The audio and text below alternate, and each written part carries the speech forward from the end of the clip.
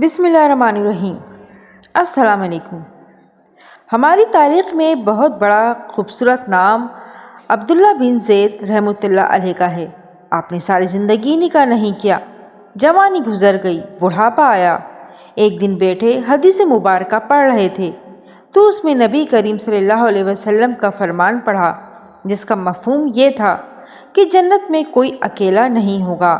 جو نکاح کی عمر میں نہیں پہنچا یا پہنچا بھی تو کسی وجہ سے نہیں ہوا اور وہ مسلمان ہی مرا تو اللہ مسلمان مردوں اور عورتوں کا جنت میں آپس میں نکاح کر دے گا۔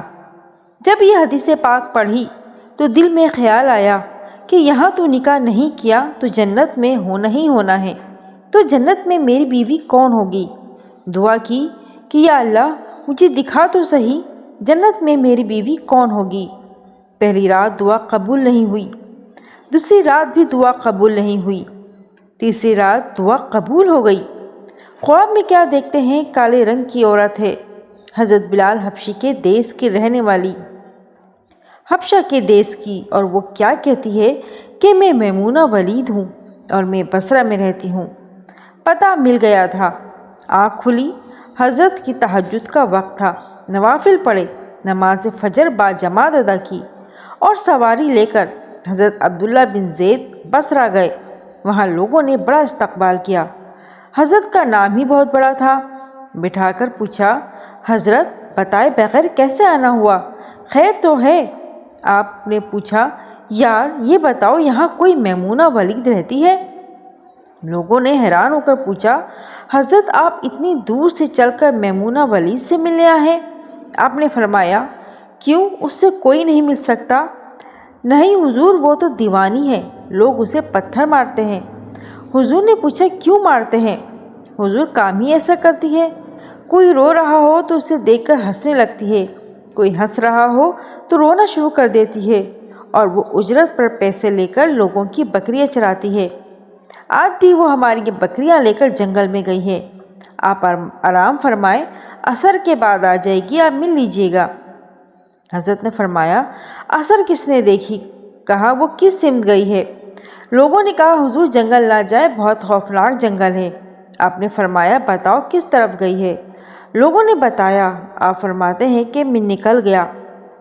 جب میں جنگل گیا تو واقعی وہ خوفناک جنگل تھا، جنگلی جانوروں کی بھرمار تھی، قدم قدم پر کوئی نہ کوئی چیز کھڑی ہے۔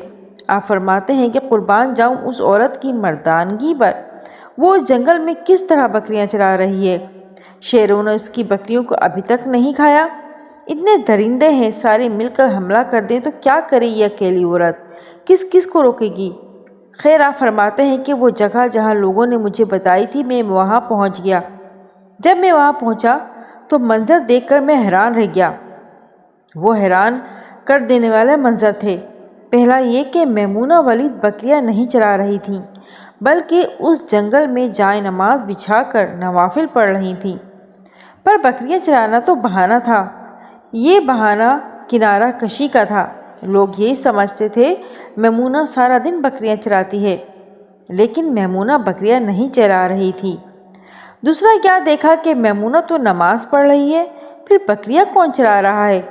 بکریاں تو ایک جگہ نہیں رکتی، کہیں ادھر جاتی ہیں کہیں ادھر۔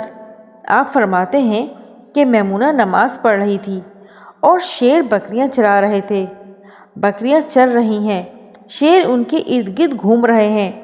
اگر کوئی بکری بھاگتی ہے تو اس کی فطرت ہے شرارت کرنا، تو شیر اسے پکڑ کر واپس لے آتا ہے، لیکن کہتا کچھ نہیں۔ آپ فرماتے ہیں، میں حیران و پریشان کھڑا تھا، یہ کیسے ہو گیا؟ یہ فطرت کیسے بدل گئی؟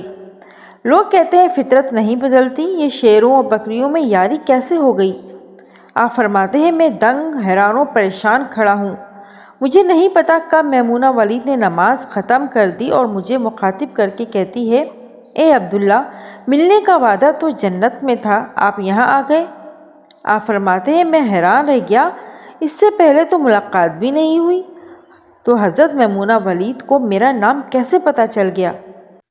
تو آپ فرماتے ہیں کہ میں نے حضرت میمونہ ولید سے سوال کیا، اس سے پہلے ہم ملے نہیں، ملاقات نہیں ہوئی ہماری، تو میرا نام آپ کو کیسے پتہ چلا؟ تو جواب ملا، حضرت میمونہ ولید فرماتی ہیں، عبداللہ، جس اللہ نے رات کو تجھے میرے بارے میں بتایا، اسی اللہ نے مجھے آپ کے بارے میں بتایا ہے۔ آپ فرماتے ہیں کہ جس چیز نے مجھے سب سے زیادہ حیران کیا وہ یہ تھا کہ یہ فطرت کیسے بدلی۔ میں نے حضرت میمونہ ولید سے پوچھا، آپ یہ تو بتاؤ، یہ شیروں نے بکریوں کے ساتھ یاری کیسے کر لی؟ یہ تو غذا ہے ان کی، اگر شیر بکریوں کے ساتھ یاری لگائے تو کھائے گا کیا؟ یہ کیسے معاملہ ہو گیا؟